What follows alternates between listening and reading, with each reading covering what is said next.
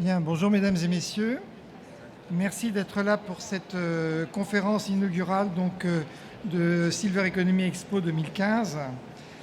Cette conférence est parrainée, sponsorisée par la Fondation Caisse d'Épargne pour la Solidarité, qui va vous faire un propos introductif. Quel est l'objet de cette conférence inaugurale? C'est de faire un retour d'expérimentation terrain. Donc il y a 2 ans, la filière Silver Economy a été lancée. De nombreux services, solutions ont été expérimentés, évalués.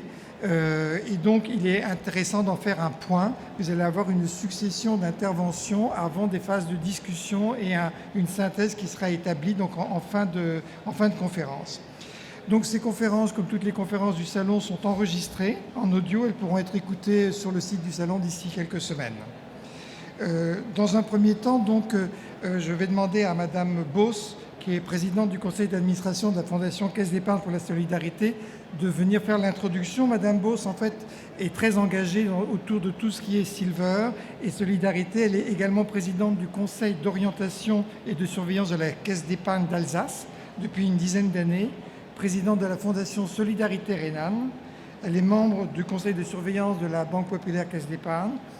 Et puis, elle est également en temps d'activité, je ne sais pas comment elle fait par ailleurs, compte tenu de toutes ses casquettes, mais elle dirige une société d'expertise comptable et d'audit à Strasbourg, et elle préside également une maison de santé médicalisée qui compte 243 lits et qui est elle-même, d'après ce qu'elle m'a dit, un terrain d'expérimentation. À vous, Madame Beauce. Merci. Bonjour à tous.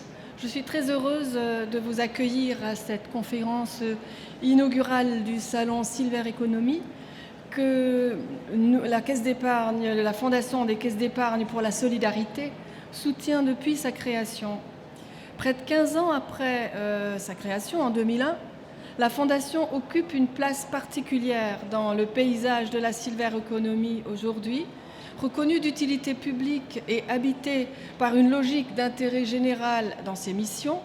La Fondation s'est développée avec la volonté d'être, au cœur des régions, un acteur structurant pour ces territoires. Avec ses établissements et ses services, la Fondation privilégie une approche favorisant la grande proximité. Pour les bénéficiaires, une implantation au cœur des bassins de vie, y compris en zone rurale, et pour le développement de l'emploi, 6 500 salariés. La Fondation est également le fruit d'une histoire unique qui associe un accompagnement humain de qualité et des outils technologiques de pointe. Il favorise également la fertilisation croisée des expertises et de ses personnels au service des personnes âgées, handicapées et en soins de suite et en réadaptation.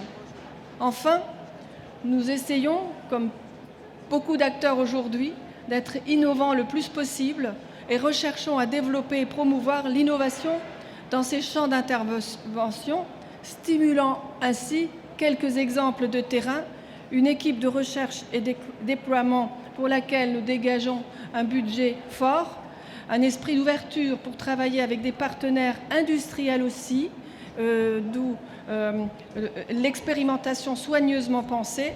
Et quelques exemples enfin. La Fondation a déployé des solutions domotiques associées à la téléassistance et à ce titre-là participe au salon aujourd'hui aussi. Et depuis plus d'1 an, un établissement mène une expérimentation de téléconsultation en psychiatrie. Nous avons ouvert une maison d'accueil spécialisée entièrement domotisée pour des patients atteints de lésions cérébrales graves. Et enfin, un centre de rééducation et de réadaptation fonctionnelle en appartements aménagés. Au travers de ces exemples et celui de Mado, que vous pourrez voir aussi, notre programme d'accompagnement unique destiné à permettre aux personnes âgées de bien vieillir chez elles, qui va vous être présenté tout au long de cette conférence par des personnalités très engagées. Vous allez comprendre à quel point nous sommes une fondation et nous essayons d'être une fondation forte au service des plus fragiles. Nous vous souhaitons de très fructueux échanges lors de toutes vos conférences pendant tout ce salon. Merci. Merci beaucoup, Madame Beauce. Effectivement, donc la conférence, déjà, pour commencer par elle, donc vous avez ici près de moi sur l'estrade donc les différents intervenants. Je les présenterai plus longuement quand ils prendront la parole pour présenter le cas qu'ils sont venus partager avec vous. Mais quand même, en résumé, vous avez Madame Christiane Flouquet, donc, qui est directeur de l'action sociale Île-de-France de la CNAV, et qui va nous parler tout à l'heure des comportements et des besoins des retraités autonomes et de la mission de la CNAV pour faire connaître les réponses qui peuvent exister à ces besoins. Monsieur Hasbrook est directeur général adjoint de l'association Promotelec. Il présentera une étude sur la perception par les personnes âgées de l'utilité et de l'efficacité d'aides techniques dans le cadre de travaux réalisés dans leur appartement. Monsieur Urtiger, donc fondateur de Senior Company, présentera une étude sur l'apport des objets connectés dans la relation d'aide à domicile. Monsieur Roussel, donc cofondateur de Senioradom, présentera donc la solution Senioradom de téléassistance ou de téléalarme sans pendentif, sans bracelet, sans caméra. Curieux de voir comment ça marche.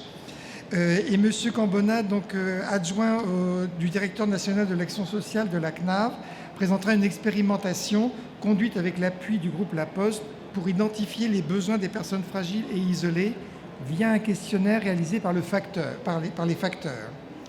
Madame Sancier, directeur du développement, stratégie et innovation de la Fondation Caisse d'épargne pour la solidarité, nous parlera de l'expérimentation MADO que Madame Bose vient d'évoquer, qui est la première maison de retraite à domicile. Et nous aurons donc Monsieur Broussy, président de France Silver Eco, qui clôturera le débat et y fera un bilan sur ce qui se passe au total aujourd'hui dans les Silver Régions. Donc un agenda assez chargé. Je vais demander à Madame Flouquet de bien vouloir se préparer pour venir faire son intervention ici, à moins qu'elle la fasse depuis son estrade, comme elle veut. Je vais présenter donc Madame Flouquet. Elle est donc directrice de l'action sociale Île-de-France à la CNAV. Elle est diplômée de l'École nationale de sécurité sociale et elle est depuis 2001 directeur de l'action sociale Île-de-France à la CNAV. En fait, c'est la branche retraite du régime général de la sécurité sociale. Et en Île-de-France, il y a 2 millions de retraités qui sont concernés. La mission, elle va la développer, en fait, c'est d'informer, conseiller les retraités, mener des actions collectives de prévention et d'accompagner. Et elle est également administrateur du groupement interrégime qui regroupe différents organismes, les caisses de retraite RSI, le MSA, et etc. Voici donc la présentation de Madame Flouquet. Oui, bonjour à tous. Oui, effectivement, la CNAV est surtout connue comme organisme de retraite et cela dit, 17,5 millions de cotisants, 13,5 millions de retraités. Mais la politique d'action sociale constitue une offre de services complémentaires qui nous paraît indispensable puisqu'il s'agit d'accompagner les retraités tout au long de leur retraite en restant autonomes. Pour ce faire, nous avons 3 axes dans notre politique d'action sociale. Un axe d'information et le salon des services à la personne auquel nous assistons aujourd'hui constitue une des illustrations de cette politique d'information qui se fait aussi via des forums de proximité que nous organisons en Île-de-France. Nous avons également d'autres outils de communication avec un site particulier et au niveau de l'assurance retraite, mais aussi au niveau du PRIF, un outil d'information autour de l'habitat, site qui s'appelle j'aménagemonlogement.fr. Deuxième axe d'information qui nous paraît important, c'est développer des ateliers de prévention. Car l'objectif principal, c'est de donner à nos retraités des outils de prévention via un parcours qui est organisé en interrégime. Comme le disait monsieur, je suis administrateur du PRIF. Le PRIF, c'est Prévention Retraite Île-de-France, un groupement composé de la CNAV, de la MSA Île-de-France, des 3 RSI. Et il s'agit de proposer à tous les retraités, de quel que soit leur régime, des actions de prévention autour de la mémoire, autour de l'équilibre, c'est-à-dire la prévention des chutes, autour de l'alimentation, autour de l'habitat. Ces ateliers sont importants parce qu'ils, bien sûr, ils donnent c'est une boîte à outils d'information, mais ce sont aussi des ateliers autour du lien social. Ce sont des ateliers qui durent entre 12 et 15 séances et pour lesquels les retraités se retrouvent entre eux autour de thèmes qui sont forcément très prégnants pour le maintien de l'autonomie. Je profite d'ailleurs de cette instance pour appeler au volontariat des partenaires qui souhaiteraient s'associer au PRIF pour mettre en place ces ateliers, sachant qu'il y a bien entendu des dynamiques particulières de mise en place de ces actions. Enfin, à côté des actions collectives, nous avons aussi un accompagnement des retraités les plus fragilisés, ceux que nous accompagnons à l'occasion d'événements de rupture, alors le passage à la retraite bien sûr, mais aussi la sortie d'hospitalisation qui sont des éléments importants d'accompagnement. Enfin, donc, à partir de ces 3 axes de développement, donc le conseil, la mise en place d'ateliers, l'accompagnement des plus fragilisés, la CNAV a constaté le fort potentiel de la filière Silver Economy et s'est associée à elle pour développer des services innovants via des appels à projets. Donc nous sommes partenaires de la Silver Economy à travers la bourse Charles Foy, donc la remise des prix aura lieu tout à l'heure, mais également à travers plusieurs appels à projets innovants que nous mettons en place tout au long de l'année, pour lesquels des informations sont régulièrement dispensées. Alors c'est vrai qu'on peut s'interroger sur la notion d'innovation, qui peut être extensible, qui peut avoir des interprétations différenciées. Ce que nous souhaitons accompagner, ce sont des projets dont l'innovation est sur un territoire. Il peut y avoir effectivement des choses qui n'existent pas sur un territoire déterminé, mais aussi des actions particulières qui sont des outils non identifiés encore ou non expérimentés auprès de nos retraités. Donc cette notion est importante. Je vous citerai deux projets que nous avons particulièrement accompagnés cette année. Marésidence.fr, qui est un site qui permet aux habitants de communiquer entre eux, de mettre en place une solidarité de voisinage. Et puis Senioradom, et ça Senioradom va tout à l'heure développer lui-même particulièrement ses projets. La CNAV accompagne ces projets via des financements importants, puisque nous finançons jusqu'à 50% des projets, et nous pouvons les accompagner pendant 2 années en fonction de critères d'évaluation qui sont forcément importants. Voilà l'essentiel de ce que je voulais vous dire à ce stade. Voilà.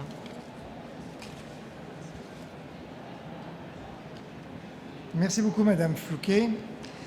Nous allons donc poursuivre avec une présentation par Monsieur Hasbrook, directeur général adjoint de l'association Promotelec, d'un sujet, une étude de comportement des personnes âgées dans l'usage du logement. Monsieur Hasbrook est diplômé de l'Institut commercial de Nancy, il a un MBA. Il a fait sa carrière au sein de Moller Electric France au début, notamment au passage, et en 2007, il a intégré l'association Promotelec comme directeur de la promotion, puis DG, directeur en 2011 et DGA en 2015. Les journées nationales de la domotique font partie des initiatives qu'il a contribué à faire émerger, développer la notoriété, le rayonnement de l'association autour de 3 enjeux qui sont les enjeux de Promotelec, la sécurité électrique, les économies d'énergie et le maintien à domicile. Et donc, il a aussi contribué à la création des assises électricité et habitat et à l'Observatoire Promotelec du confort dans l'habitat. Donc, il a plein de choses à partager avec nous sur la question de l'habitat.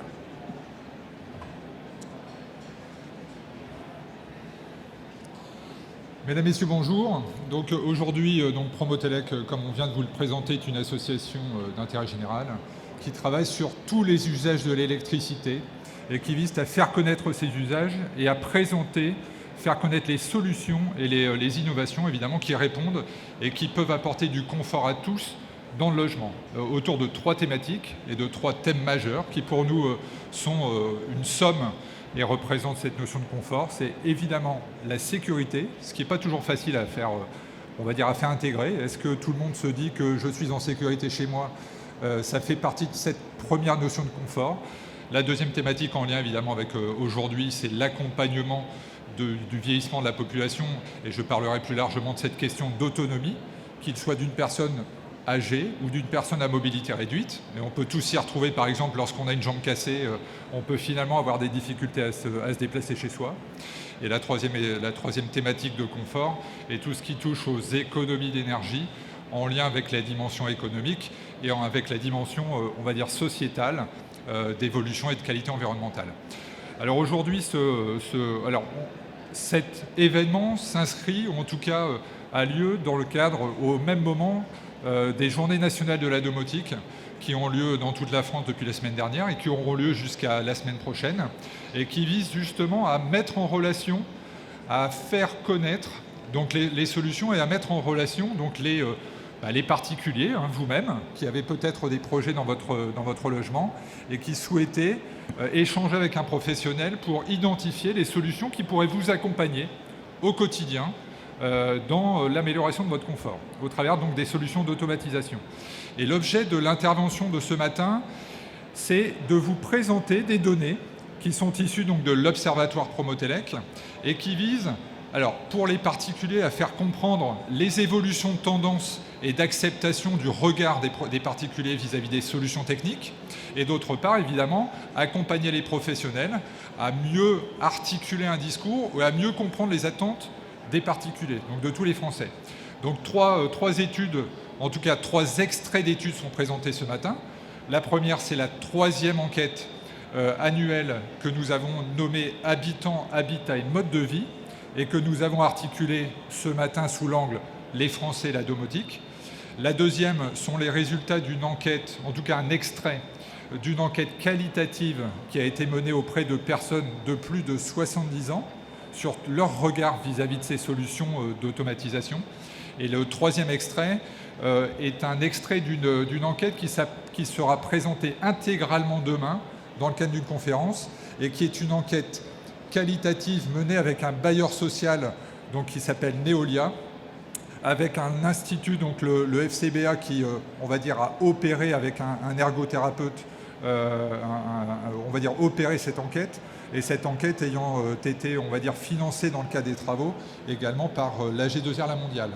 Donc là, c'est au travers de 7 foyers de personnes de plus de 70 ans, nous les avons accompagnés pendant 6 mois au travers de 2 étapes principales. La première, c'est quels sont leurs comportements dans les étapes clés de la journée et au travers de leur logement, que ce soit le balcon, la cuisine, en tout cas les étapes principales.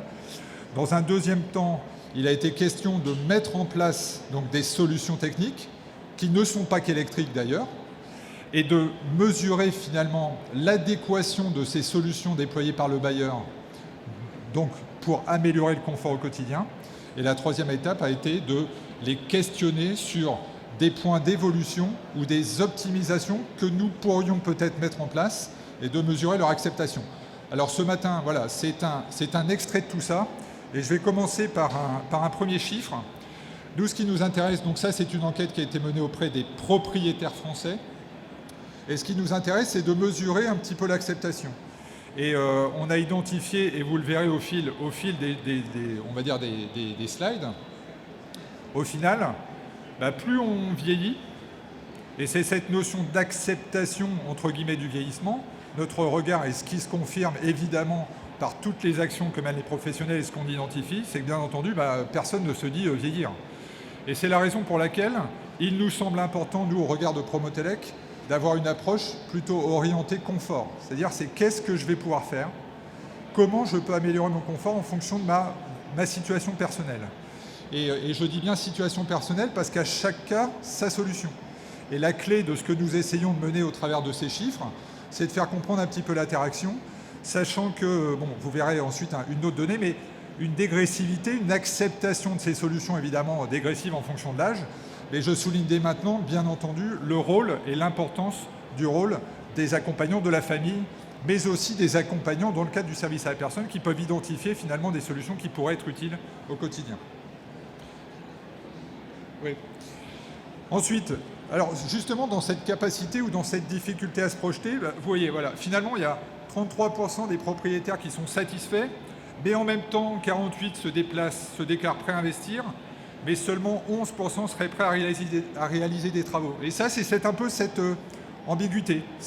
On s'y fait, on a compris que ces solutions sont complémentaires finalement au service à la personne, à l'accompagnement humain, puisque dans notre évidemment positionnement, Promotelec, la technologie est au service de l'homme. Et ce n'est pas l'inverse. Ce n'est pas la technologie qui remplace l'homme. Alors, là, même le logement doit être accueillant. Alors, il y a une certaine frange des propriétaires donc, qui accueillent déjà une personne vieillissante, mais surtout ce qu'on a trouvé intéressant comme donnée, c'est qu'aujourd'hui, 67% des propriétaires sont prêts à maintenir une personne finalement âgée de leur famille en l'équipant de solutions. Et ça, c'est tout le travail que nous menons entre les filières, donc les filières du service à la personne, les filières de la technologie, pour proposer un encadrement qui puisse permettre à tout à chacun de rester le plus longtemps chez soi, car c'est la majorité, évidemment, des cas en tout cas, les personnes ont envie de rester chez elles le plus longtemps possible. Alors, bon, là, je vous laisse lire, mais c'est un petit peu cette perception, et c'est la deuxième enquête, on va dire, réalisée, c'est cette enquête qualitative. Finalement, oui, ça me rassure. Ça rassure aussi notre famille. Je suis prêt à le faire mettre en place, mais encore une fois, c'est un travail de pédagogie et évidemment d'identification de qu'est-ce que j'ai besoin. Puisque parfois, des solutions peuvent répondre évidemment à plusieurs besoins. Je vais prendre un exemple très rapide. Mais si je peux programmer ou en tout cas piloter l'ensemble de mes volets roulants dans le logement, ça peut me servir si je suis en difficulté de mobilité, mais ça peut me servir aussi parce que j'ai pas envie de me lever, ou alors j'ai envie de faire des économies d'énergie. Et c'est là où évidemment le diagnostic ou on va dire le questionnement des besoins de l'individu reste important. Et aujourd'hui, toutes les solutions sont là. Il suffit de les choisir à la carte et ensuite évidemment de les choisir de façon plus large en fonction des besoins.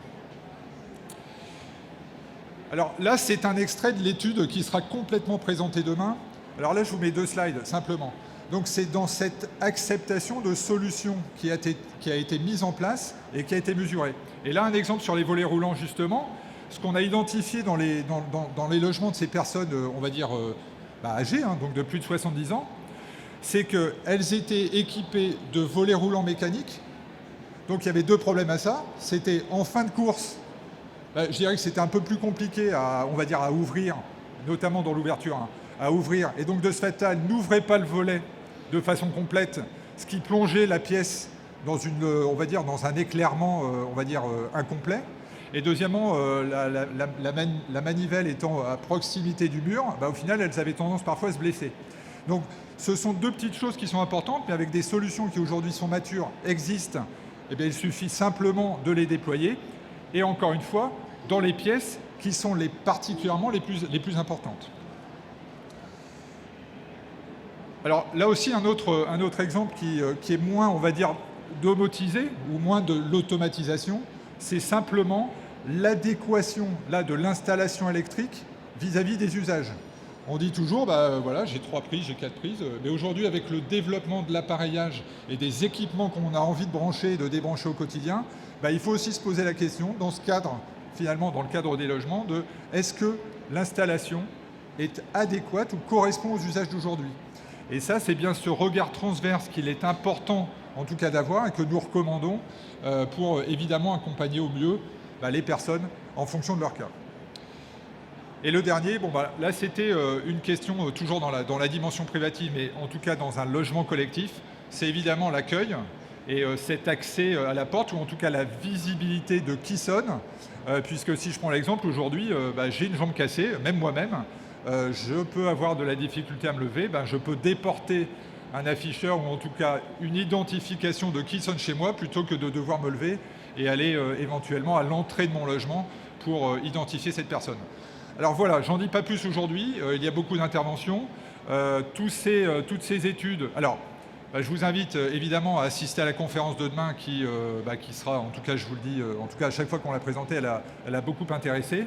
Et puis pour les autres enquêtes, vous pouvez aller donc sur le site de Promotelec, où vous avez la partie de l'observatoire et les résultats de toutes les enquêtes qui sont à votre disposition et qui pourraient, je l'espère, en tout cas vous aider dans votre quotidien.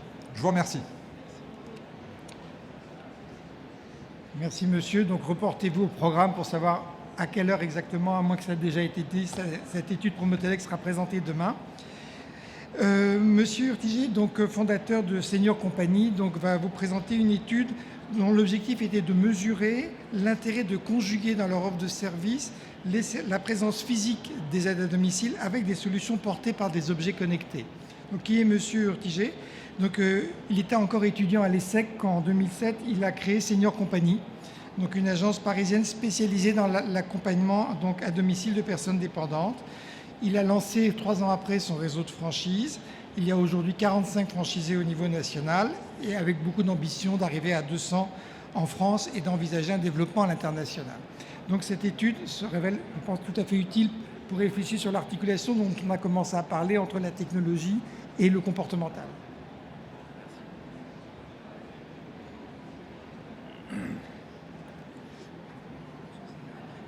Ouais. Merci pour cette présentation. Bonjour à tous. Alors, je m'excuse au préalable, j'ai un petit peu trop de slides. Je pensais que j'aurais plus de temps, donc je vais passer assez vite sur certaines slides.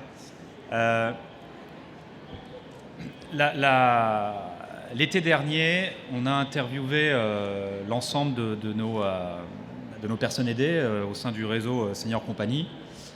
Et on a eu des retours, on a eu un peu plus de 300 retours, et quand on analysait ces retours, l'enquête portait sur l'utilisation et l'appétence pour les objets connectés. On a été un petit peu interloqués, un petit peu surpris des retours. Si vous voulez, il y avait un décalage entre les promesses de marché sur lesquelles on communique régulièrement et dont on entend souvent parler dans les médias, le domicile connecté, les objets connectés, c'est l'avenir, il y a un marché à prendre, c'est le marché de demain. Et les retours de nos clients, sachant que nos clients Senior Company sont majoritairement des 80 ans et plus, des personnes âgées dépendantes. On a aussi des clients handicapés, mais sont exclusivement des personnes en perte d'autonomie. Et les retours étaient, je dirais, beaucoup moins encourageants. On avait quasiment la moitié des répondants, 44%, qui ne connaissaient pas les objets connectés, n'en avaient jamais entendu parler et n'en souhaitaient pas. Pour les 56% restants, on en avait certains qui qualifiaient d'objets connectés une télévision. Alors après tout, pourquoi pas? Mais voilà, entre la télévision et les différents objets connectés que peuvent nous présenter des fabricants, la canne connectée, le tensiomètre, etc., il y a un décalage. Donc c'est ce qui nous a un petit peu surpris. Élément intéressant, les deux problématiques majeures et les plus prégnantes auprès de ces 300 personnes qui ont répondu à notre enquête, leurs deux besoins latents portaient sur les problématiques de santé et de sécurité. Les personnes qui auraient été disposées à acheter de nouveaux produits technologiques ou connectés souhaitaient majoritairement des éléments de réponse et de réassurance à tout ce qui avait trait à la santé et à la sécurité. Alors nous, ça nous a donné envie de poursuivre un petit peu cette enquête, d'affiner un petit peu l'analyse en allant interroger des fabricants d'objets connectés ainsi que leurs clients. Donc on a sélectionné certains opérateurs. Je vais vous les présenter assez rapidement. Les solutions, on a volontairement sélectionné un panel de solutions, de technologies pour le maintien de l'autonomie et d'outils techno le plus large possible. Alors, on avait des éléments un peu classiques de téléalarme, de téléassistance. Et puis après, on avait des éléments comme la montre connectée, comme le téléphone permettant de faire le thermomètre, le glucomètre, le tensiomètre. Des éléments permettant le quantified self, qui est une notion qui est un petit peu à la mode, qui permet à l'utilisateur de prendre soi-même ses propres mesures vitales. Ces fabricants ont accepté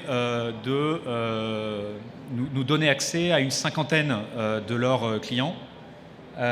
Donc on a été physiquement tester la manière dont ces clients utilisaient les objets et le retour d'expérience que ces personnes pouvaient nous en faire. Alors, ce qui ressortait, c'était... donc ça, on a à la fois interviewé les fabricants dans un premier temps, mais ce n'est pas la partie la plus intéressante, puisque les fabricants nous ont répondu par rapport à des objectifs, je dirais, économiques. Nous, ce qui nous a intéressé, c'est, je vais passer assez vite sur cette partie, pour aller sur la partie interrogation des utilisateurs. Donc là, on a affaire à un public un peu plus averti, puisque ce sont des utilisateurs qui sont déjà consommateurs de téléassistance. Donc contrairement à nos clients Senior Company qui, à quasiment moitié, ne connaissaient pas les objets connectés, n'avaient même pas de téléassistance. Donc là, on a affaire à une cinquantaine de personnes qui ont à minima, je dirais, une téléassistance qui pour moi est le premier pas vers l'achat et l'utilisation d'objets connectés. Alors, les modes d'utilisation étaient quand même relativement, je dirais, basiques et standards. Hein. On est sur des téléphones et télévisions connectés.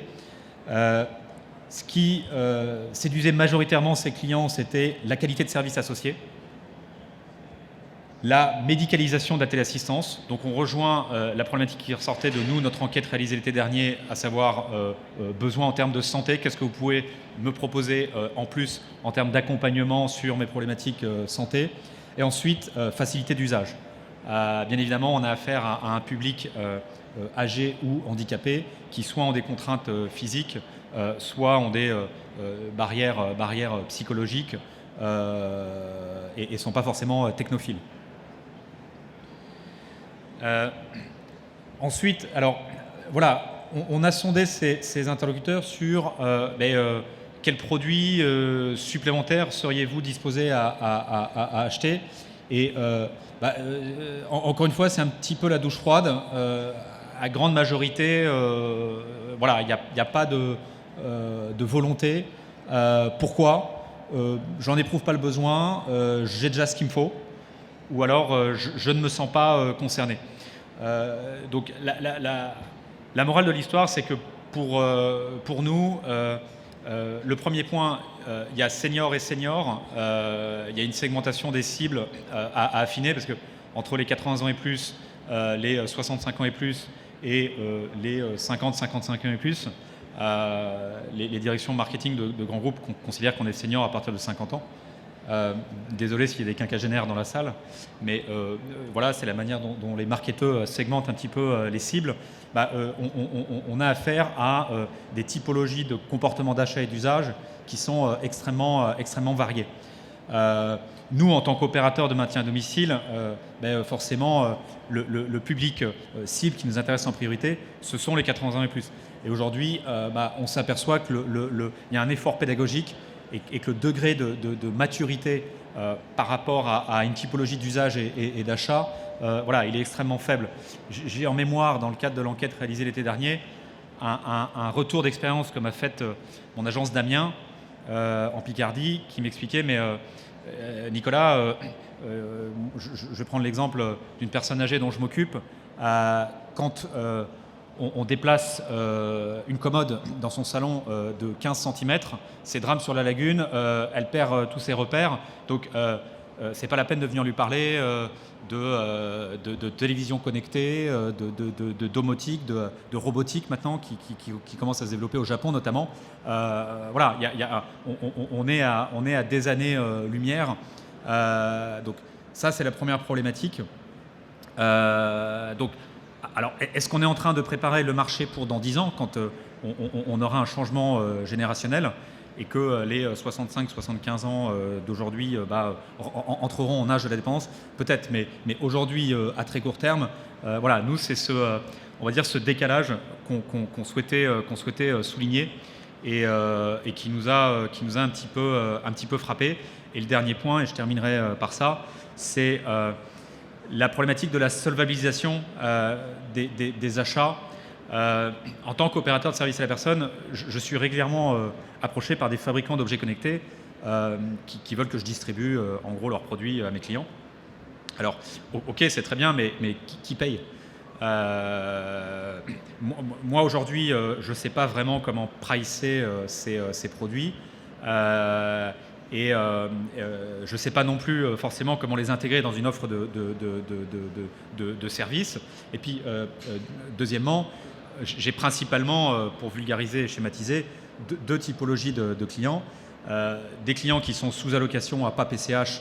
Et donc, s'il n'y a pas de financement public associé à l'achat de ces produits, il n'y aura pas de consommation. On est sur des clients qui voilà, sont plafonnés à la tarification départementale ou nationale et qui n'ont pas forcément la solvabilisation pour payer un supplément pour acheter ce type d'outils. Et puis, j'ai des clients un petit peu plus aisés, un peu CSP+, qui là seraient éventuellement disposés à payer un prix premium pour avoir une offre un peu packagée. Mais entre l'utilisateur final qui n'a pas forcément beaucoup d'appétence pour ce produit, la famille qui a peut-être des besoins et des attentes un peu différents, et l'entourage médico-social qui va encore avoir un autre niveau de besoins, ce n'est pas toujours évident de trouver le bon produit et de bien définir le cycle de vente et de consommation. Merci. Donc apparemment plus de questions que de réponses, mais des bonnes questions avec des chiffres et des problématiques. Monsieur Broussy, qui fera une intervention conclusive, pourra revenir sur certaines des questions qui ont été abordées là. Je vais donner donc la parole à Monsieur Roussel, le cofondateur de Senioradom, qui est diplômé donc de la Chambre de commerce de Paris. Il a assuré la direction générale de plusieurs groupes. La centrale des particuliers, Se Loger, il a participé à la création de clubs internet, il a dirigé le marketing, la stratégie chez Neuf Télécom et il a fondé ensuite, cofondé Direct Énergie, qui est devenu le troisième donc, fournisseur d'électricité de gaz en France. Et il a quitté tout ça pour créer en 2012 Senioradom et il va vous présenter donc une expérience concrète avec les résultats que Senioradom a menés.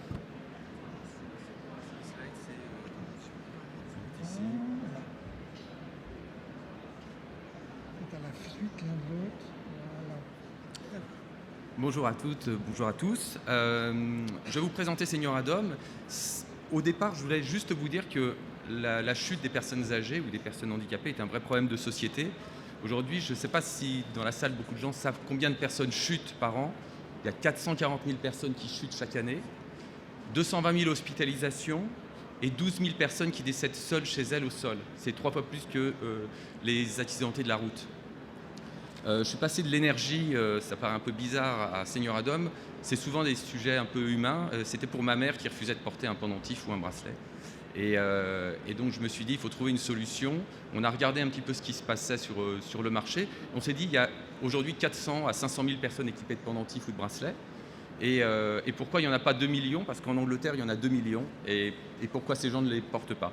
Et donc on a créé Senioradom, qui est donc une nouvelle solution de téléassistance qu'on a imaginée avec des gériatres, des ergothérapeutes, un kiné qui est spécialiste dans l'intervention à domicile chez les personnes âgées, et la compagnie des aidants, Claudicula, qui est peut-être dans la salle, qui nous a beaucoup aidé également sur la réflexion. Et en fait, on a essayé de créer un produit qui est à la fois plus acceptable financièrement et plus acceptable dans le logement, plus acceptable pour la personne âgée, car on se rend compte qu'aujourd'hui, la téléassistance, c'est avant tout un objet qui est très stigmatisant. Et en fait, c'est le refus de vieillir qui fait qu'on ne va pas porter quand on est équipé ou qu'on ne va pas vouloir de téléassistance quand on ne l'a pas encore. Alors, rapidement, comment ça se passe ? On a une box, des capteurs qu'on met au mur sans trou ni fil. Derrière, on a développé des algorithmes qui sont auto-apprenants et qui apprennent les habitudes de vie de chaque individu. Donc cette box, en fait, elle est connectée en GSM, pas besoin d'Internet dans le logement. Donc c'est déjà beaucoup plus acceptable que les solutions qui nécessitent Internet. Et derrière, on va s'adapter au rythme de vie de la personne, on va détecter ses mouvements. Il n'y a pas de caméra, il n'y a pas d'appareil photo. Et on va apprendre pour chaque individu ses rythmes de vie, même au fil de sa vie, si elle est hospitalisée, qu'elle rentre chez elle. On va apprendre que cette personne a moins de mobilité, le système va réapprendre automatiquement ses habitudes. L'exemple simple, une personne, on va apprendre qu'elle reste un quart d'heure dans sa salle de bain, Si un jour, au bout de 17-18 minutes, dont 5 minutes sans mouvement, elle n'est pas sortie de sa salle de bain, on va la contacter à travers la box qui est équipée d'un micro, d'un haut-parleur. Et si elle n'est pas capable d'agir sur cette box, on va contacter ses aidants, 1, 2, 3, etc. Donc le principe, c'est brancher sur une prise de courant, rien à faire, rien à apprendre et surtout rien à porter. Alors on a été lauréat Exapad et l'objet de mon intervention, c'est un petit peu pour rebondir sur d'abord ce que disait Nicolas sur l'acceptation des personnes âgées. Pourquoi les gens ne s'équipent pas? Pourquoi 80% ou 88% des personnes âgées ne veulent pas d'objets connectés ou d'autres choses? D'abord parce qu'ils ne voient pas vraiment l'utilité de ces objets. Et donc nous avions présenté notre projet à Exapad 2, qui était piloté par la CNAV, la ville de Paris, la Bourse Charles Foix et la région Île-de-France. Et on a voulu participer à cette expérimentation parce que pour nous, l'objectif, c'était justement de tester la capacité des gens à accepter à la fois le prix du produit, à accepter ce produit innovant qui va être placé chez eux et surtout chez des gens qui refusaient depuis des années des pendentifs ou des bracelets et qui étaient des shooters réguliers. Et également de tester la capacité pour les aidants à mieux fluidifier les relations entre aidants et bénéficiaires, ce qui est extrêmement important dans l'équipement de téléassistance. Donc cette expérimentation a duré 1 an, je ne vais pas lire toute la slide. On a été audité par Medialis qui a interviewé à 3 reprises les aidants et les bénéficiaires pour justement voir si, la solution fonctionnait, si on détectait des chutes, des malaises, des AVC, etc. Mais également pour voir comment on arrivait à aider les aidants dans leur vie quotidienne, parce que le stress entre l'aidant et le bénéficiaire est souvent un amplificateur de dégradation des relations dans la famille. Et donc, c'est quelque chose qui va nuire terriblement au lien social entre les aidants qui sont souvent un peu stressés et les bénéficiaires qui refusent généralement l'aide de leurs enfants. Les tests au bout d'1 an ont été positifs, donc on a vu que on détectait des chutes, des malaises. Alors en fait on détecte ni chute, ni malaise, ni AVC, on va détecter des situations anormales qui sont susceptibles d'être la conséquence de chute ou de malaise. Et donc nous avons reçu le label Exapad Charles Foix il y a quelques mois, qui donc nous récompense en fait pour la qualité de notre produit et surtout la façon dont on a mené cette expérimentation. Pour nous lancer sur un marché tel que celui-ci, qui est un marché quand même important, on est là pour protéger des gens, pour aider les aidants. Il était important qu'on teste et il nous a fallu presque 2 ans en fait pour arriver à avoir des algorithmes qui fonctionnent parfaitement, pour avoir une solution parfaitement acceptable et pour aujourd'hui avoir des gens, à la fois des aidants et des bénéficiaires, donc des personnes âgées ou handicapées, qui soient heureux d'être équipés de cette solution et on apporte un vrai confort à l'ensemble des personnes. Donc, pour conclure, je ne sais pas s'il me reste 1 minute. Pour conclure, ce que je voulais vous dire, c'était on est aujourd'hui dans un domaine qui est à la fois technique, mais qui est avant tout humain et social. Et quand on s'adresse à des personnes âgées, parler de technologie, parler d'objets connectés, c'est sympa, mais c'est vrai que ces personnes ne voient pas vraiment l'utilité, elles s'en sont passées pendant des années et elles n'ont pas forcément envie de se retrouver avec de l'Internet chez elles ou des objets qui vont changer leurs habitudes de vie.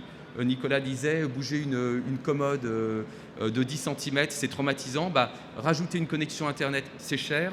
Rajouter une prise téléphonique, c'est cher. Remettre des fils dans le logement, ça ennuie tout le monde et ce sont des éléments de frein très importants.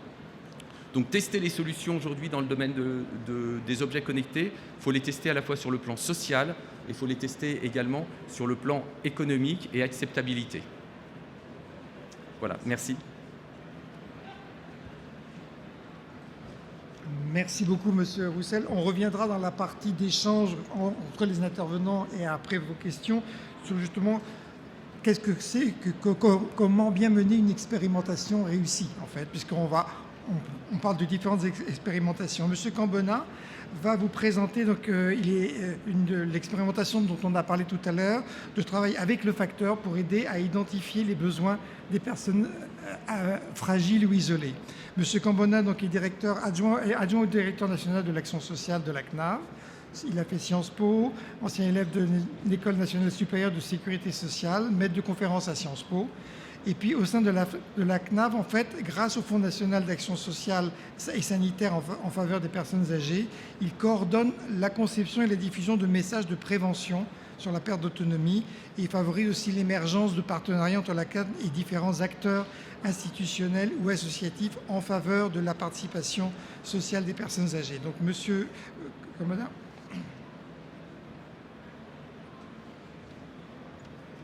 Je vous remercie. Bonjour à toutes et à tous.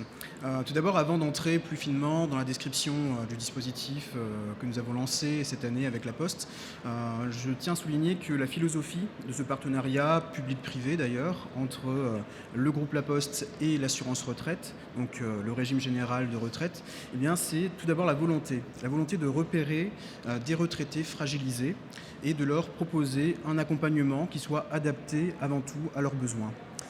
Et c'est dans ce contexte que, initialement, La Poste ainsi que la CNAV ont lancé un dispositif dès 2013 sur un environnement, j'allais dire plutôt fragilisé, à savoir 3 territoires, le Doubs, la Manche ainsi que la Seine-et-Marne, et sur lesquels les caisses de retraite ont identifié des retraités qui pouvaient être fragilisés et afin de faciliter l'accompagnement et le maintien à domicile de ces retraités, eh bien, on a organisé avec La Poste des visites de facteurs au domicile de ces retraités.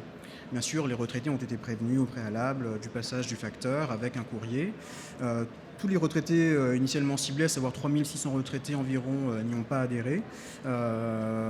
Et dans l'ensemble, le dispositif a été accepté par environ 32% de ces 3600 retraités ciblés. Ces retraités eh bien, avaient été identifiés par les caisses de retraite comme étant potentiellement fragiles et aussi n'étant pas sensibles et sensibilisés aux messages de prévention de leur caisse de retraite.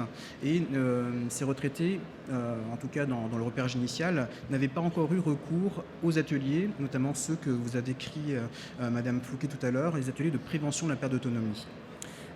Dans l'ensemble, 62% des retraités qui ont été visités, qui ont reçu la visite du facteur, se sont exprimés positivement sur l'expérimentation et surtout ont souligné que le facteur, en tant que personne familière au quotidien, était une personne suffisamment de confiance et le fait que le facteur ait une mission de la part de leur caisse de retraite, eh bien, ça ne les a pas choqués, au contraire, elles ont trouvé que c'était une très bonne initiative de leur caisse de retraite. Donc fort de ce constat, la CNAV, la Caisse nationale d'assurance vieillesse, a lancé depuis maintenant le mois de juin de mai d'ailleurs, je m'embrouille, 2015, un second dispositif qui s'appelle DIVAS, donc qui est un dispositif de veille et d'accompagnement social à destination des retraités fragilisés.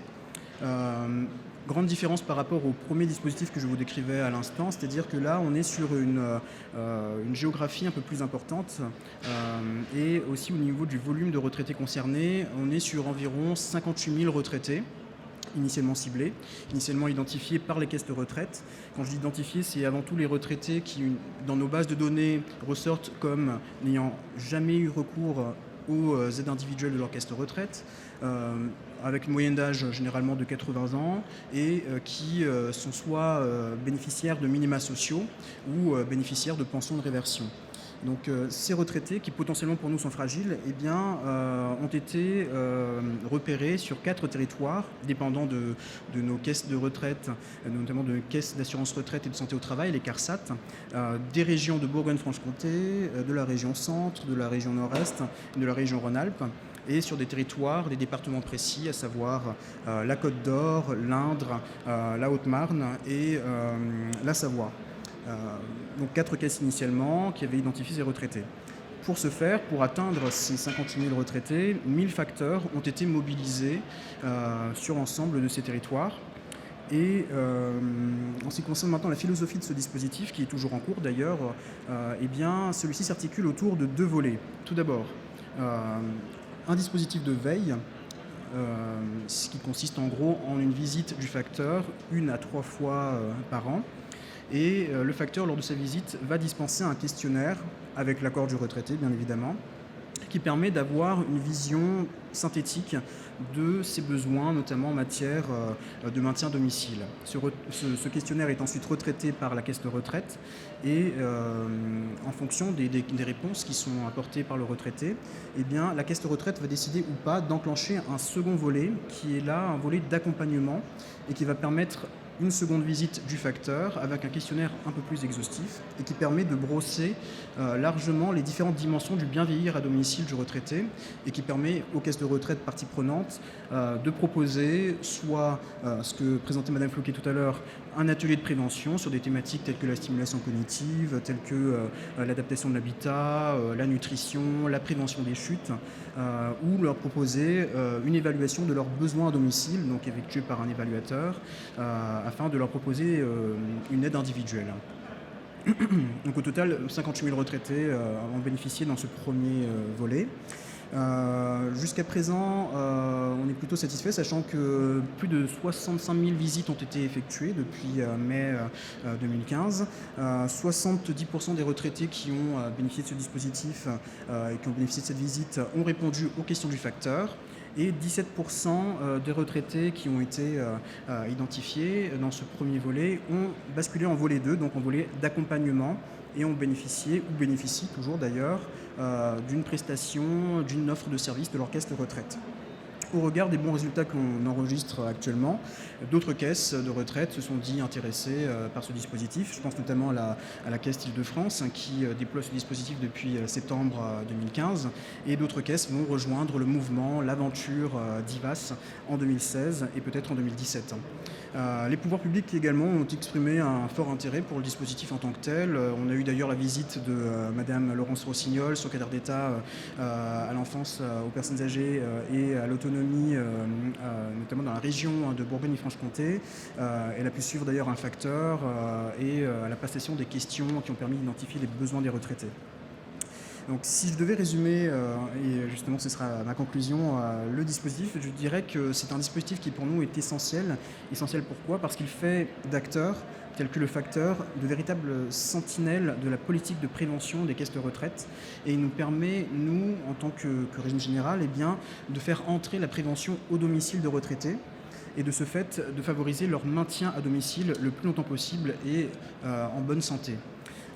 D'ailleurs, pour ce faire, la CNAV entend lancer en 2015 en 2016 un dispositif de soutien à l'innovation et va donc mettre en œuvre et déployer sur l'ensemble du territoire une enveloppe de 10 millions d'euros en 2015 et en 2016 pour faire monter sur les territoires ces initiatives et favoriser effectivement soit des prestations telles que la domotique, telles que la stimulation cognitive à distance, les nouvelles technologies de l'information et de la communication. Et donc pour nous, le maintien à domicile et la prévention passent aussi par cela. Mais bien sûr, ces aides techniques ne viennent pas se substituer à l'aide humaine, mais viennent en complément et ne sont pas une fin, mais pour nous un moyen, le moyen tout simplement de maintenir au domicile les personnes âgées retraitées. Merci. Merci beaucoup. Une toute dernière expérimentation qui va être présentée donc par Madame Evelyne Sancier, directeur du développement, stratégie et innovation à la Fondation Caisse d'épargne pour la solidarité.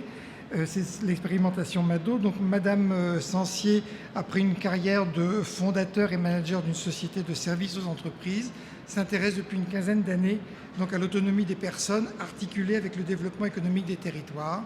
Et au sein de la Fondation, elle est chargée justement de développer des services dirigés vers les personnes et l'innovation. Et elle est à l'origine de MADO qu'elle vous présente maintenant.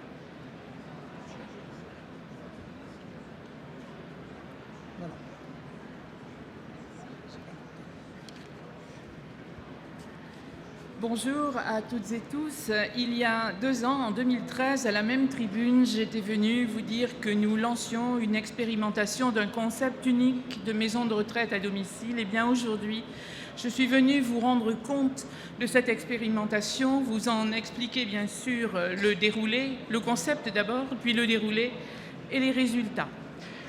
MADO est un programme d'accompagnement unique dont l'objectif est de porter l'ensemble des services de soins et d'aide au domicile des personnes qui ont fait le choix de vivre chez elles le plus longtemps possible et d'y bien vivre, en tout cas d'y bien vieillir. Mado est une réponse qui peut paraître évidente, mais elle est née, ce concept d'offre globale, de bouquet de services, est né de constats. Des constats tout d'abord que nous connaissons tous, professionnels de l'accompagnement, c'est le vieillissement de la population de notre pays. Nous serons 2,5 millions de plus de 85 ans en 2025.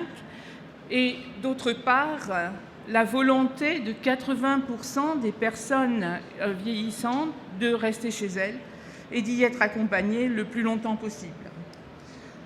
Des constats aussi sur le fait que maintenir un parent âgé à domicile relève parfois du parcours du combattant et qu'il était donc bien nécessaire, malgré tous les efforts des uns et des autres en matière de coordination, d'apporter et de la simplification administrative, bien sûr, mais aussi de globaliser au maximum les offres de manière à pouvoir offrir une offre unique avec un interlocuteur unique. Nous nous sommes donc attachés à cela et nous avons décidé de porter l'ensemble des services que l'on peut trouver dans un établissement médicalisé, un EHPAD par exemple, au domicile des personnes. Avec bien sûr de l'aide humaine, c'est une évidence et c'est essentiel, mais avec aussi l'appui de nouvelles technologies. À la Fondation Caisse d'Épargne pour la Solidarité, nous avons 120 établissements et services et nous avons mis en place il y a 15 ans maintenant un dispositif de téléassistance extrêmement innovant, de grande proximité, qui nous permet d'avoir des plateformes départementales et nous avons été, et nous sommes encore aujourd'hui, le premier opérateur français à déployer des solutions domotiques associées à de la téléassistance avancée.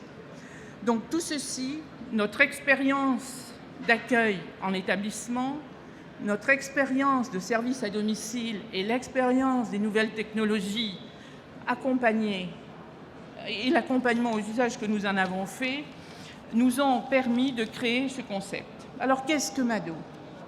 Eh bien Mado, d'abord, garantit une continuité de service 24 heures sur 24, 7 jours sur 7, quoi qu'il arrive.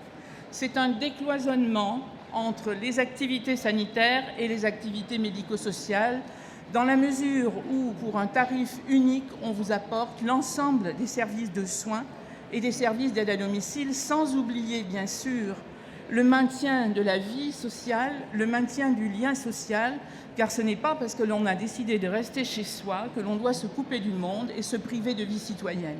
Et nous sommes à la Fondation extrêmement vigilants sur tous ces points. C'est un bouquet de services, donc, rendu par une équipe pluridisciplinaire qui intervient pour dispenser des soins individualisés. C'est un service qui est garanti 24 heures sur 24, 7 jours sur 7 en toute situation et nous avons pour cela mis en place une garde itinérante de nuit réalisée par des aides-soignantes qui nous permet une grande réactivité en cas de difficulté et qui a montré aussi toute sa pertinence dans le cadre de la limitation des passages aux urgences et des hospitalisations qui sont un des points forts des résultats que nous avons obtenus aujourd'hui. C'est un accompagnement personnalisé, je disais, avec des outils technologiques, de la domotique, bien sûr, des dispositifs de téléassistance, mais aussi une liaison conséquente entre les intervenants, puisque nous avons développé un cahier de liaison digitale à disposition des personnes, à disposition de leur entourage, de leur famille, et à disposition, bien sûr, de nos professionnels. Donc, lorsque nous ne sommes pas présents, puisque nous ne pouvons pas y être, bien sûr, physiquement 24 heures sur 24 au domicile, eh bien, ce sont les solutions technologiques qui prennent le relais et qui permettent d'avoir cette vigilance active et de garantir donc qu'à tout moment nous serons là et nous serons là pour résoudre les difficultés, y compris en urgence.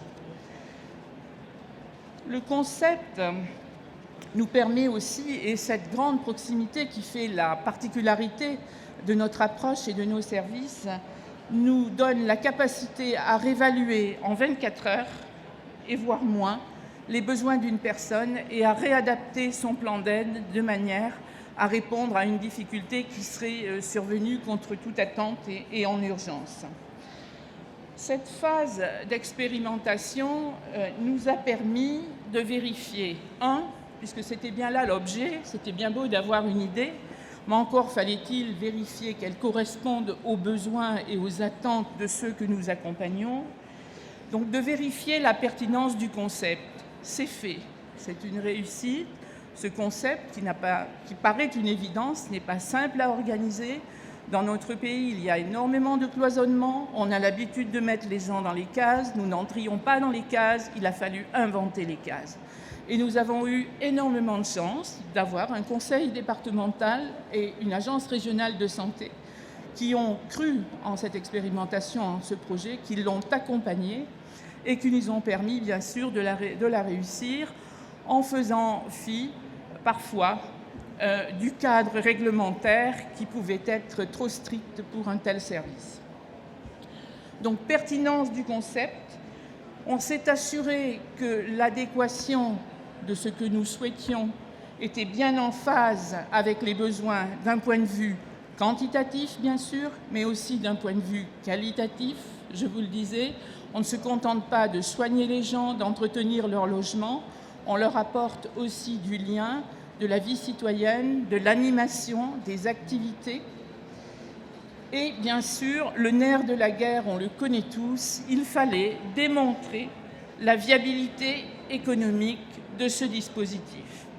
L'expérimentation, volontairement, a été relativement longue. Elle s'est déroulée sur quasiment 3 ans, auprès de 40 personnes donc accompagnées. Le bilan, ce sont des bénéficiaires satisfaits. Quand on permet aux gens de vivre en toute sécurité chez eux, aussi longtemps qu'ils le souhaitent, et que l'on est en capacité de réagir, que l'on est en capacité d'amener les bonnes aides au bon moment, de les soigner quand il le faut, voire éventuellement de leur offrir une possibilité à eux ou à leur entourage de répit, parce qu'on a su en amont réserver une chambre en EHPAD qui permet cela, eh bien, ils ne peuvent être que satisfaits.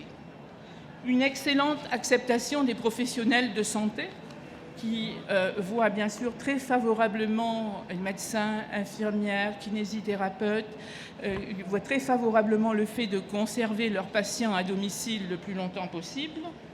Une meilleure prévention des hospitalisations urgentes. Le fait de pouvoir répondre à tout moment, 24/7, aux difficultés a permis, après évaluation, de réduire entre 30 et 45% selon les situations, les hospitalisations urgentes ou les passages aux urgences, en tout cas, qui, on le sait bien, chez les gens que nous accompagnons, passage aux urgences, c'est très souvent symbole d'hospitalisation derrière.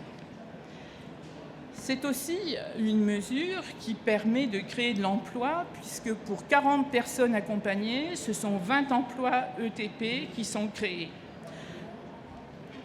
Des emplois, bien sûr, d'aides-soignantes, des emplois infirmiers, des emplois d'auxiliaires de vie, mais aussi de nouveaux emplois qui sont à la croisée de l'action sociale et des nouvelles technologies, deux mondes qui se sont trop souvent opposés et qu'il faut absolument réconcilier. Et j'ai là dans la salle de jeunes collaborateurs qui ont su faire cela magnifiquement, puisque ce sont des techniciens en informatique, ce sont des gens qui ont des compétences en nouvelles technologies, qui se sont penchés sur ce que pouvait être l'accompagnement humain, sur ce que pouvait être l'aide aux personnes, et qui ont donc trouvé les bonnes solutions qui réconcilient l'aide humaine et les technologies. Elles ne s'opposent pas. On ne peut pas les opposer. C'est l'usage que l'on en fait, c'est l'accompagnement aux usages que l'on en fait qui fait la réussite de l'acceptation. Donc Mado, maintenant, va être déployé par la Fondation des Caisses d'Épargne pour la Solidarité sur l'ensemble du territoire national. Pourquoi déployer massivement? Parce que d'abord, Mado correspond à un besoin, que c'est aussi une offre alternative, complémentaire, moins coûteuse que les offres traditionnelles, qui répond à un vrai besoin et en tout cas qui donne aux personnes le vrai choix, celui de rester chez elles le plus longtemps possible, chose que les dispositifs traditionnels ne donnent pas véritablement toujours.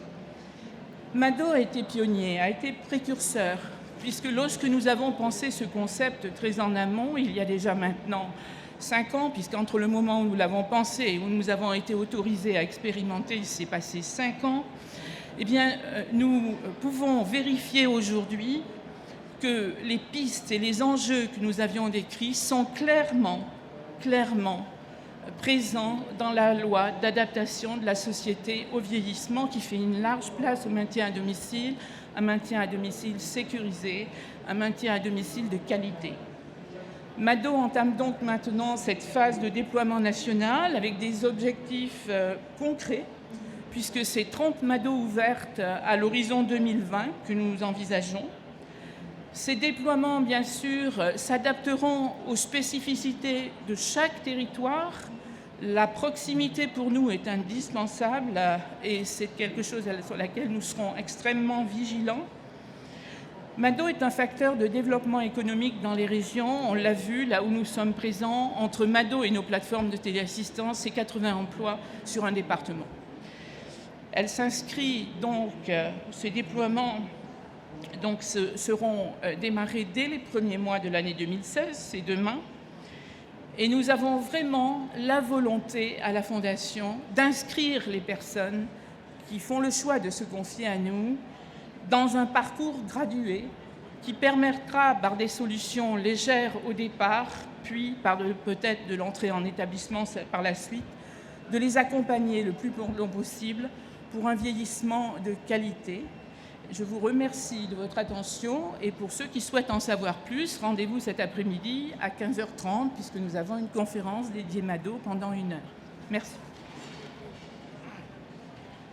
Merci Madame Sancier. Donc on voit bien effectivement 5 ans entre l'idée et la réalisation. Donc pour les dernières séquences de cette conférence inaugurale, nous vous proposons 2 temps. Il y aura en deuxième temps une synthèse qui va être faite par M.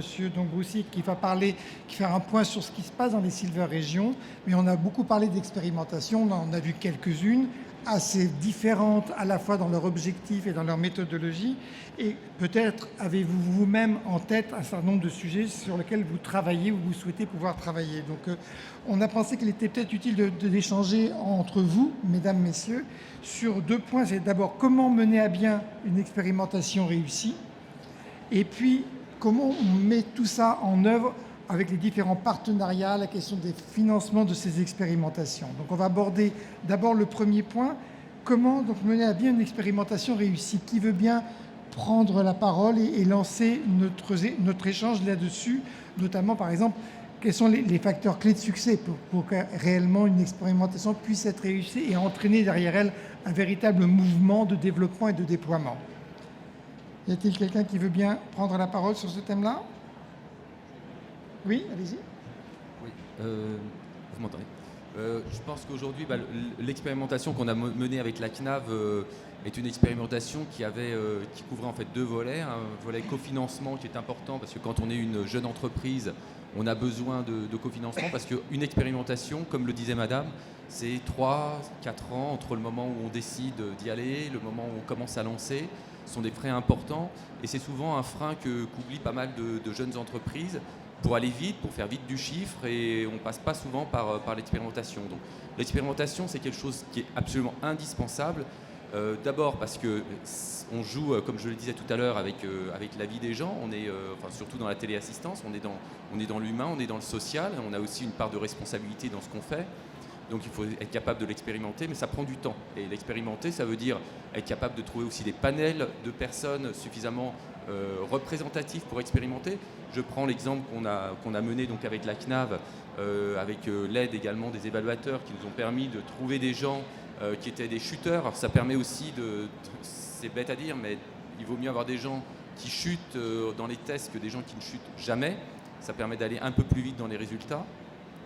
D'avoir des gens qui vivent seuls dans des grands appartements, dans des maisons. On a par exemple équipé des maisons avec 3 sorties sur le jardin, 1 sortie sur la rue, mais on a aussi des studios et des gens qui ont une vie sociale très intense, des gens qui ne sortent pas beaucoup de chez eux.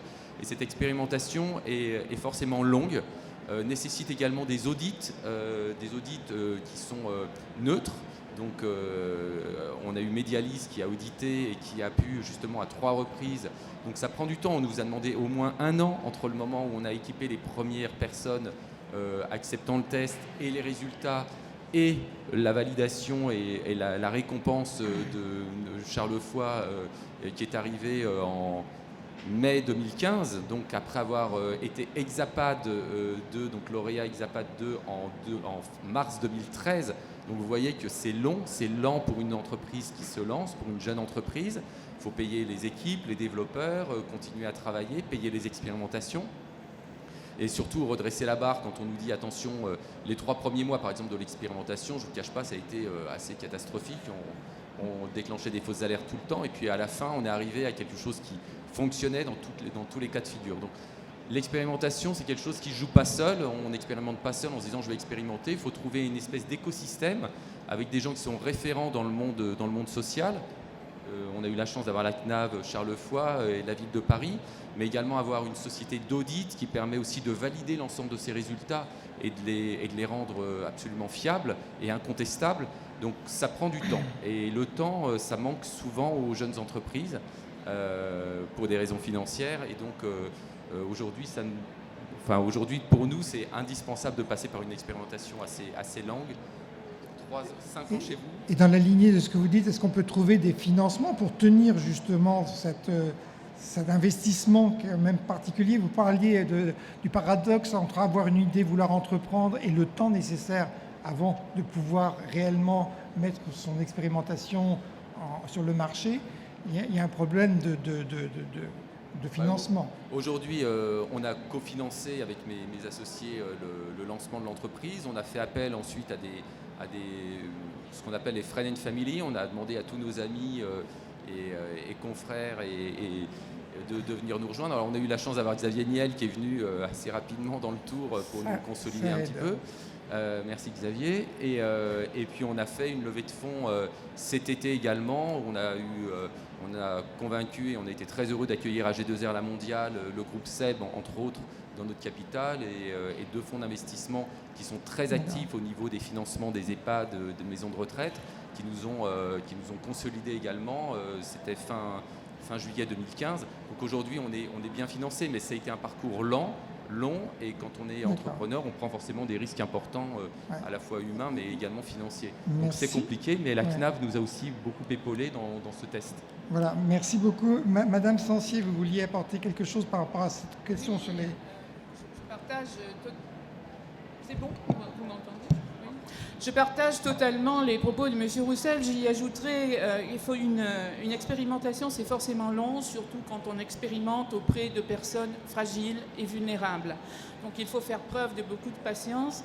Il faut faire preuve aussi de beaucoup de pragmatisme et ne pas avoir peur de se remettre en question pendant l'expérimentation, de réorienter, d'adapter. Et j'ajouterai qu'il faut aussi faire preuve d'un peu de culot.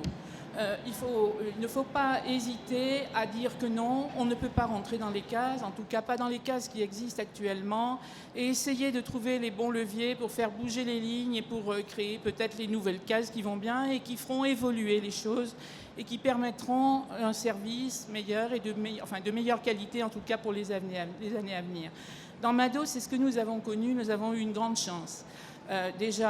D'avoir le soutien de la Fondation des caisses d'épargne pour la solidarité, c'était essentiel, mais nous avons surtout eu la chance de trouver une agence régionale de santé et un conseil départemental qui acceptait de travailler ensemble, de s'unir et de travailler avec nous pour autoriser que, ma foi, les lignes administratives et réglementaires ne soient pas forcément respectées. Mais c'est bien quand même là.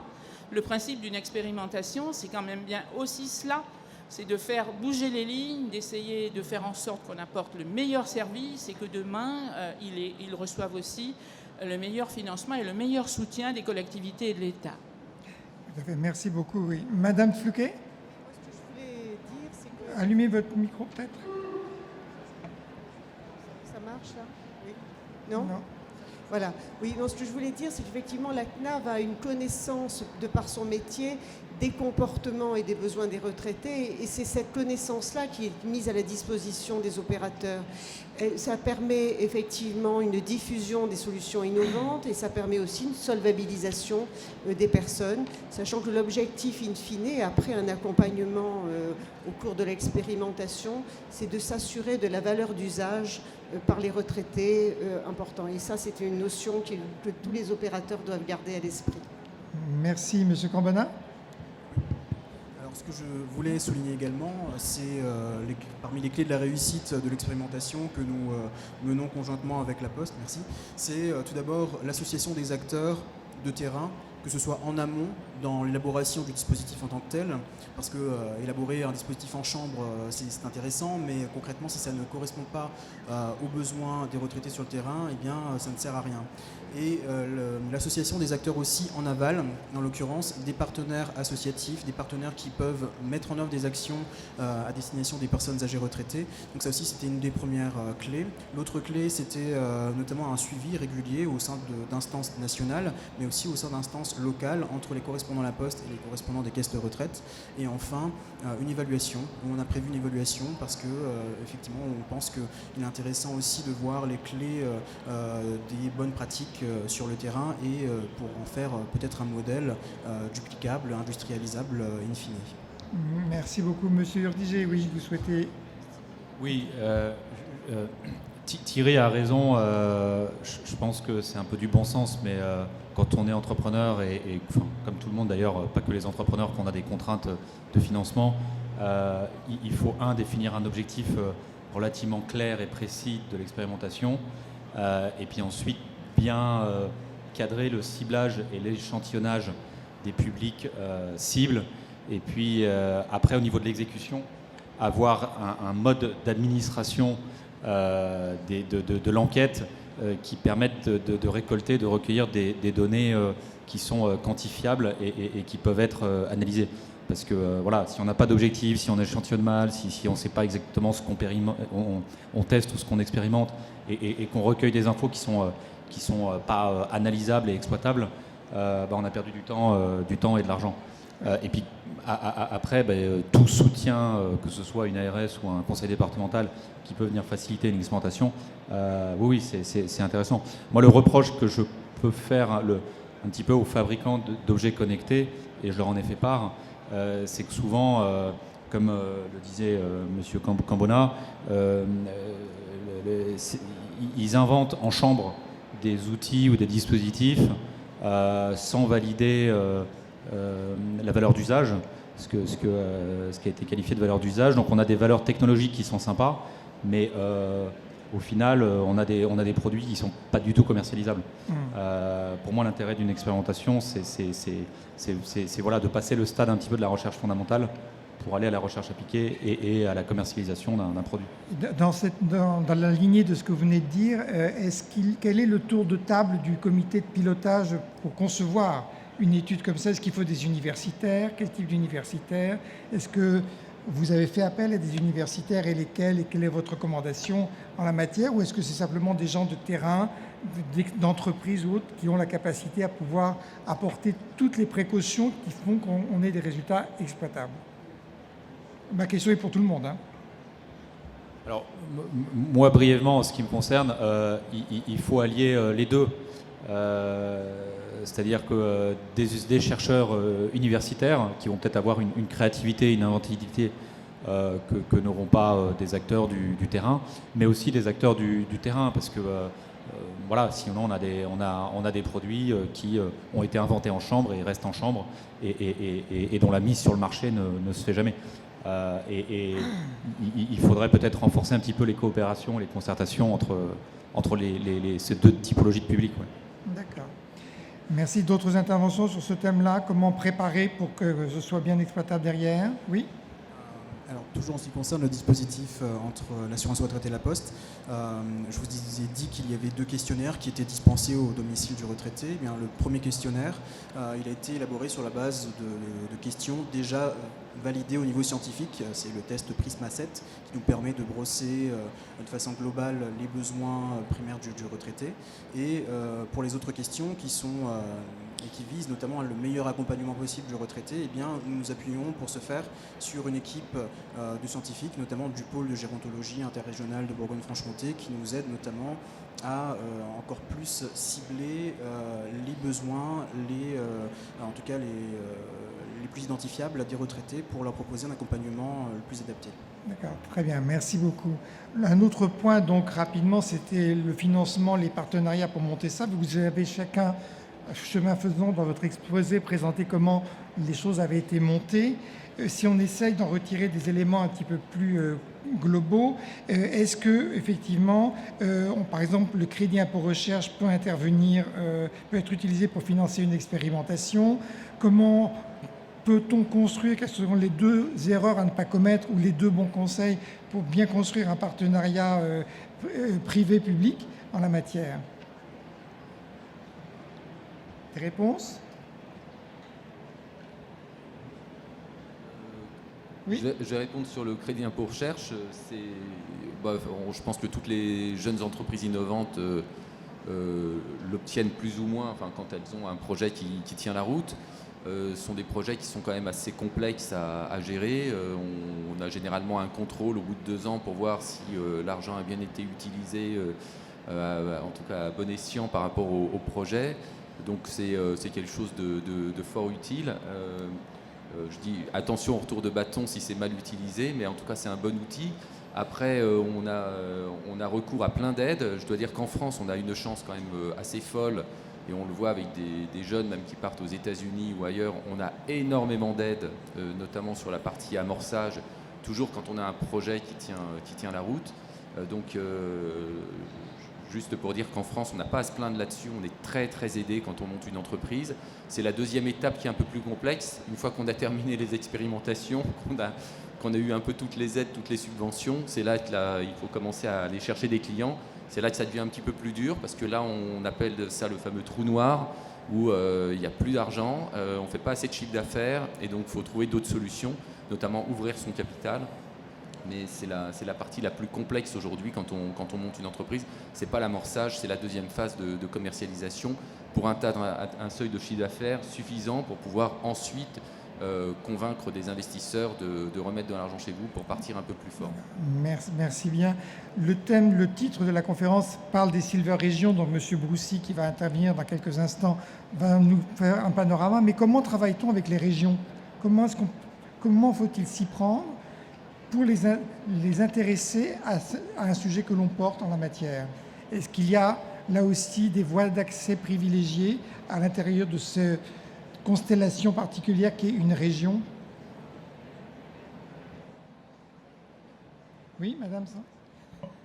Oui, la proximité est essentielle et à partir du moment où on est implanté et que l'on rend des services au cœur de son territoire, on rencontre bien évidemment des gens venant d'horizons différents, des industriels et de nombreux partenaires, des partenaires financiers, des chercheurs, les centres hospitaliers universitaires des régions. Il ne faut pas hésiter bien sûr à associer toutes ces personnes qui ont des expertises différentes, même si ça n'est pas toujours simple.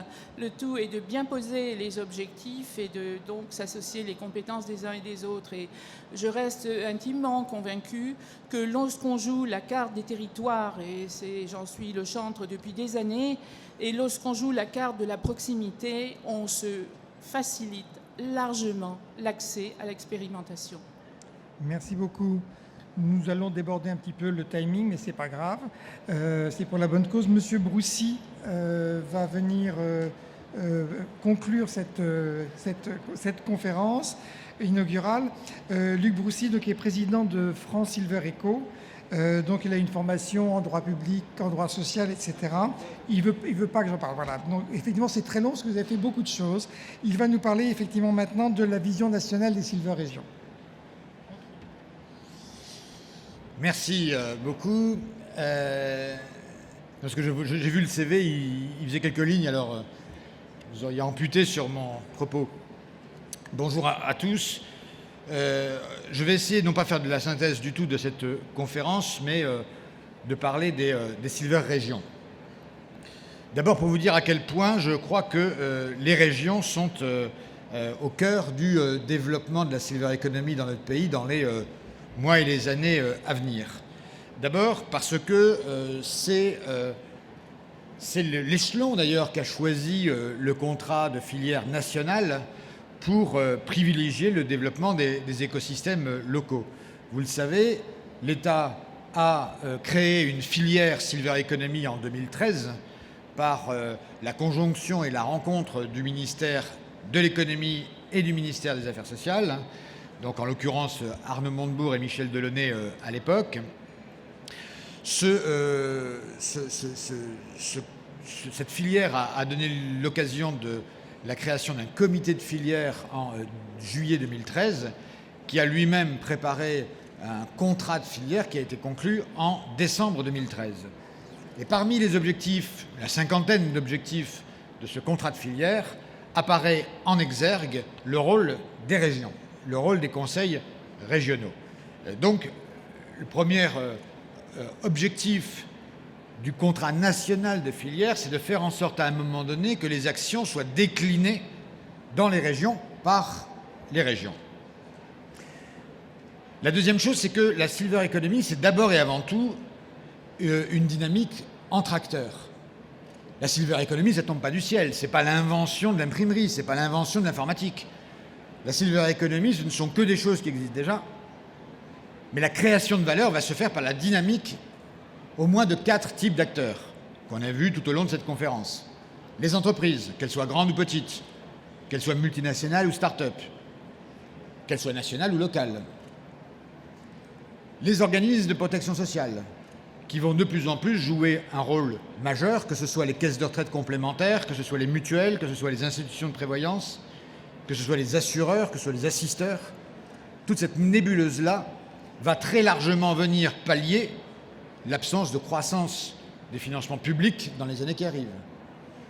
Troisième type d'acteurs, évidemment, les acteurs de terrain. C'est à la fois les services d'aide à domicile, qui sont quand même les premiers concernés, les EHPAD, tout le monde universitaire, de la recherche.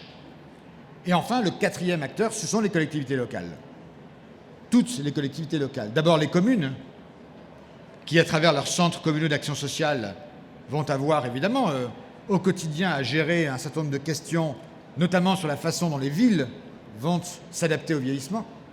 Quand il s'agit de mettre en place des bus, quand il s'agit de mettre en place des actions de mobilité, quand il s'agit de faire un appel d'offres sur le mobilier urbain, ce sont les communes qui sont en première ligne. Vous avez évidemment les départements. Les 5,5 milliards d'euros d'allocations personnalisées à l'autonomie sont versés par les départements. Et donc, les départements, les conseils départementaux resteront au cœur de l'action publique. Et ça me permet de saluer la présence dans notre salle de mon ami Jérôme Guedj, ancien président du conseil départemental de l'Essonne, qui a beaucoup œuvré pour faire avancer ces questions-là dans le monde justement des départements. Les départements qui étaient très action sociale et qui de plus en plus vont devoir avoir une action plus panoramique en matière de silver economy, de prévention. Je rappelle d'ailleurs que la loi instaure à partir du début de l'année prochaine des conseils départementaux des financeurs de la prévention.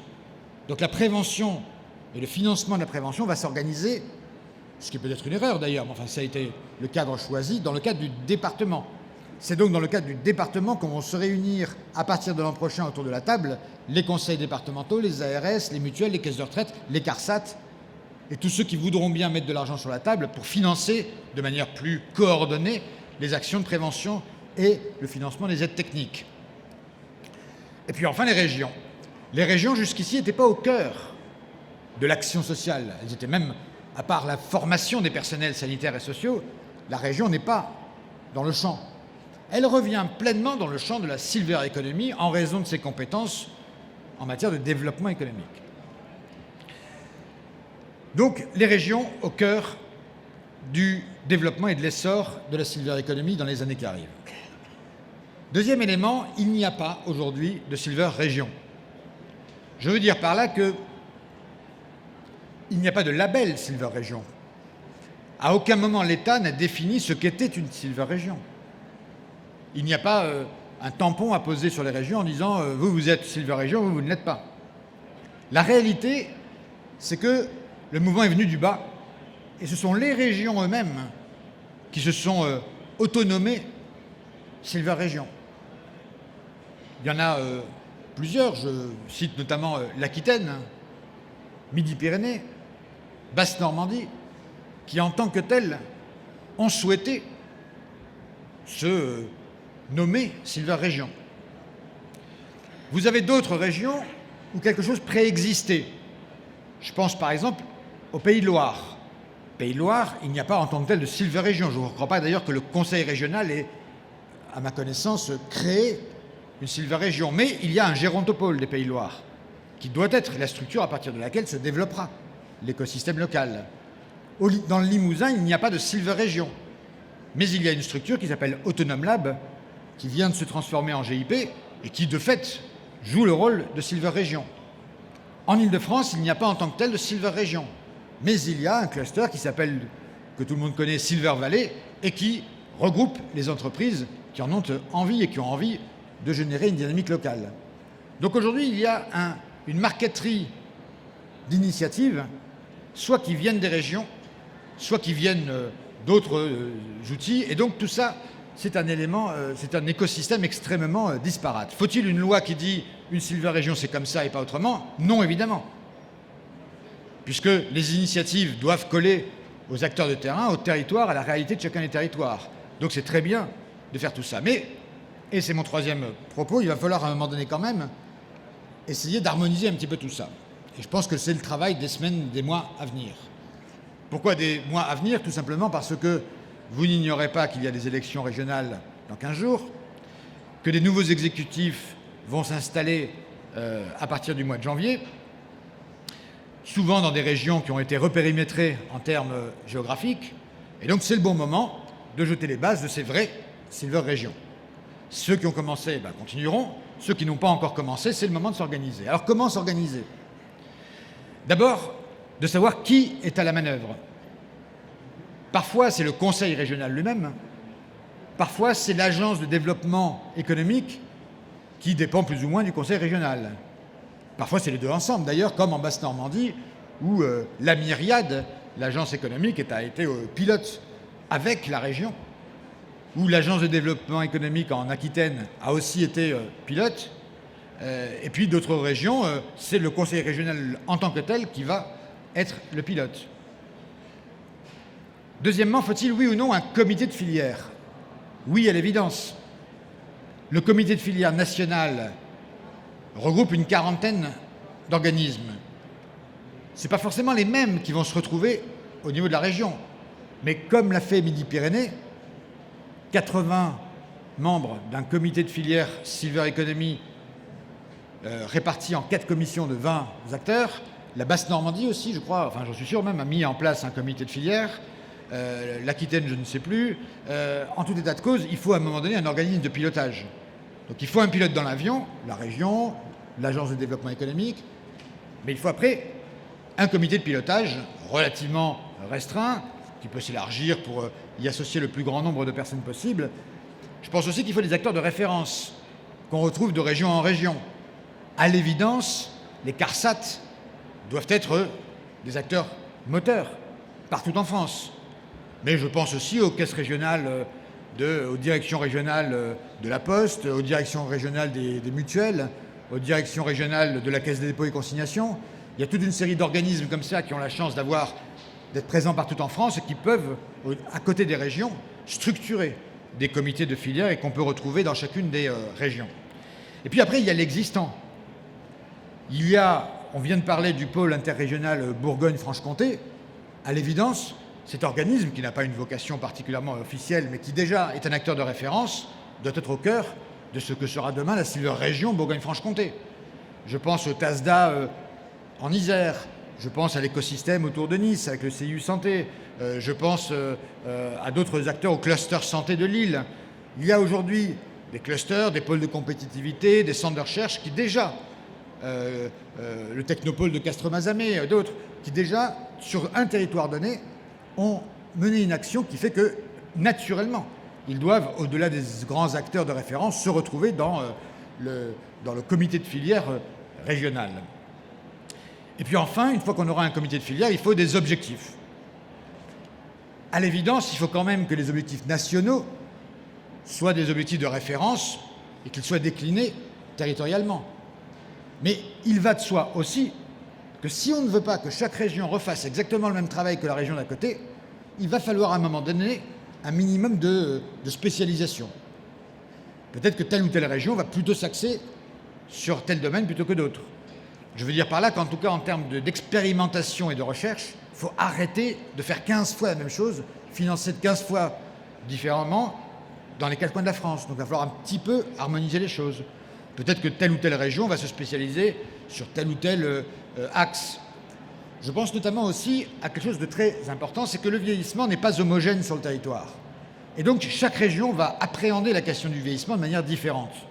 On ne va pas s'occuper de la silver economy de la même façon en Île-de-France que dans le Limousin. Dans le Limousin, on n'a pas de pétrole, mais on a des vieux. Et on voit bien aujourd'hui que l'écosystème local est en train de se développer autour de cette activité économique qui est celle de s'occuper des personnes âgées. Et que on n'est pas là dans des territoires où le vieillissement est une catastrophe, mais on est dans des territoires où le vieillissement commence à devenir une véritable opportunité en termes économiques. Tous les géographes décrivent ce qu'on appelle la diagonale du vide, c'est-à-dire ces territoires où la population vieillit et diminue, Champagne-Ardenne, Bourgogne, Massif central, Limousin.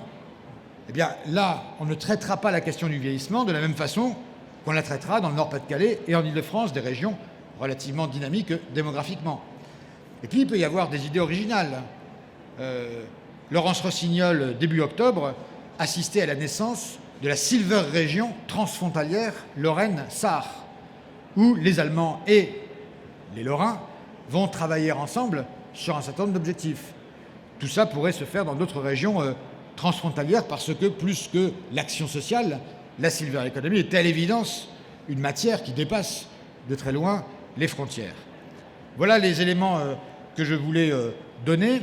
La région est au cœur du développement futur de la Silver Economy. La région est aujourd'hui composée de différents acteurs qui doivent créer cet écosystème local. Et c'est, je crois, à partir de là qu'on saura définir région par région des objectifs. La Silver Economy, elle est nationale. Le comité de filière national à travers le contrat de filière, a posé les rails. Mais aujourd'hui, c'est aux acteurs locaux de s'emparer de tout cela, parce que je crois très franchement que l'État a fait ce qu'il devait faire, il ne fera pas beaucoup plus, et c'est désormais donc aux écosystèmes locaux, avec l'aide parfois de l'Europe. Je rappelle toujours que les régions peuvent demander des crédits, et ne le font pas assez en France, à Bruxelles pour financer un certain nombre d'actions et de développement économique, y compris en matière de Silver Economy. Mais à l'évidence, la région, c'est dans les années à venir l'avenir de la Silver Economy. Merci à vous. Merci beaucoup, Monsieur Broussy. La parole vous est donnée pour des questions. Je ne sais pas s'il y a des... Ah non, on n'a pas le temps. Bon, désolé, on a débordé, mais voilà, on me fait signe, je suis désolé. Merci beaucoup pour votre présence et surtout merci à mesdames et messieurs les intervenants qui nous ont donné un panorama très stimulant en ce début de salon de Silver Eco.